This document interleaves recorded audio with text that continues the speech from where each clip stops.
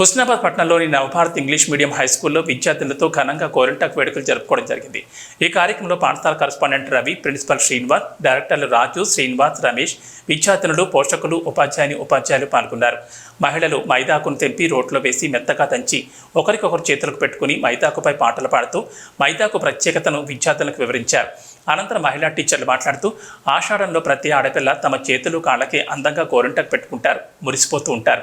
అయితే ఇది కేవలం అందంగా కనిపించేందుకు మాత్రమే కాదు, దీనివల్ల కలిగే లాభాలు, ఆషాఢంలో కొత్త పెళ్లి కూతుళ్లు తమ పుట్టింటికి చేరుకోవడం తరతరాలుగా ఆనవాయితీగా వస్తోంది.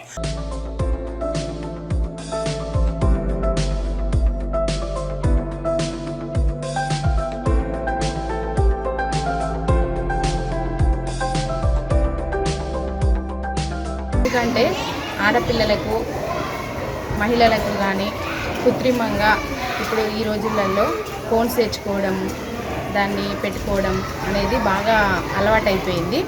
మైదాకు అనేది తెలియకుండా పోయింది పిల్లలకి.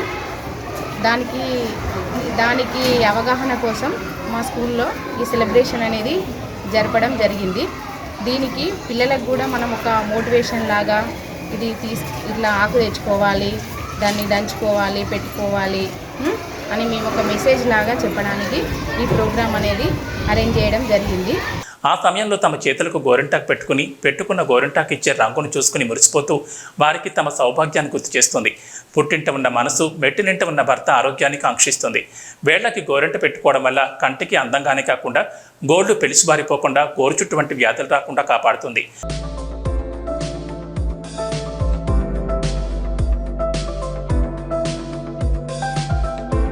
మహిళలు ఈ మైదాకును ఎక్కువగా పెట్టుకుంటే గర్భవతిగా ఉన్న స్త్రీలు దాన్ని మింగినట్లయితే ఆ లోపల ఉన్న వేడి కానీ లేదా పిల్లలు కానీ ఎర్రగా పుడతారని మన పాతకాలంలో అనుకునేవాళ్ళు. అయితే ఇప్పుడు అది మొత్తానికే పోవడం జరుగుతుంది, దాన్ని పట్టించుకోకుండా పోతుండ్రు. అది కాకుండా మా పిల్లలకు కూడా తెలవాలని మేము ఈ సందర్భంగా ఈ మైదాకు తీసుకొచ్చి ఇక్కడ దంచి దాన్ని ఎట్లా తయారు చేస్తాము అనేది మేము తెలియపరచడానికని మేము ఈ సందర్భంగా దీన్ని ఇక్కడ జరపడం జరిగింది. ఇంకొకటి, లక్ష్మీదేవి కూడా ఈ చెట్టుల్లో నివసించి ఉంటుందట. అయితే దాన్ని కూడా కనుమరుగు చేస్తున్నారు. కాబట్టి ఈ విషయాలు తెలవాలని పిల్లలకు మేము ఇవన్నీ తెలియపరచడానికని ఈ మైదాకును తీసుకొచ్చి ఈరోజు ఇక్కడ ఈ పండుగ జరుపుకోవడం జరిగింది.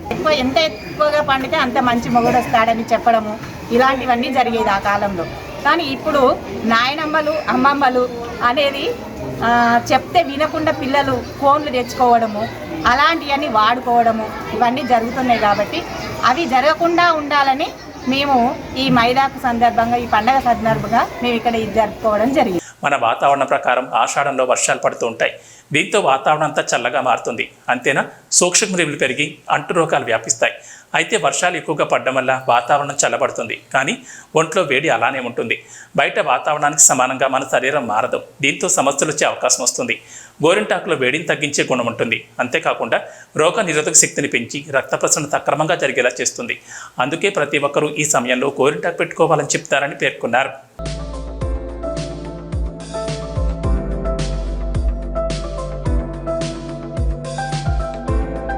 మహిళలకు సందర్భించిన పండుగ.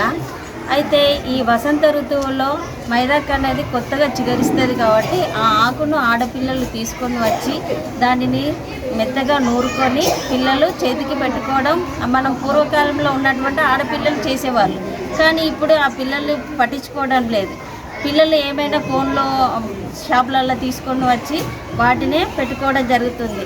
దానివల్ల పిల్లలకు సైడ్ ఎఫెక్ట్ రావడమే కాకుండా ఎలర్జీ లాంటివి కూడా వస్తున్నాయి. అదే ఈ మైదాకునే పెట్టుకోవడం వల్ల బాడీలో ఉన్నటువంటి హీట్నెస్ పోవడమే కాకుండా మనకు ఎంతో మేలు జరుగుతుంది.